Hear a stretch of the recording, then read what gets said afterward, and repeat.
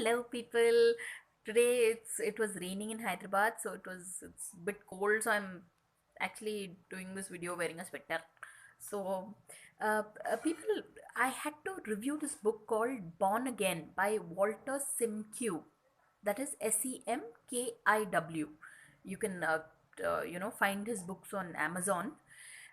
This book Born Again is about the fact that even these top stars like Amitabh Bachchan and basically the entire Bachchan family, there is this whole theory that souls migrate in groups. So they say, according to this book, and authentic photos are there to authenticate the whole thing, that Amitabh Bachchan was apparently this actor in a previous lifetime during the Victorian era. His name was Edward Booth, and except that Edward Booth's claim of fame was also that he was the brother of the person who assassinated Lincoln. I mean, it's a bit thing. But when you read this book, it gives you goosebumps. So, it's called Born Again by Walter Simkiw.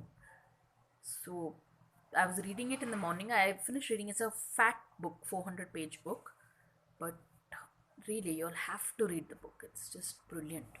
On that note, thanks for watching and please subscribe.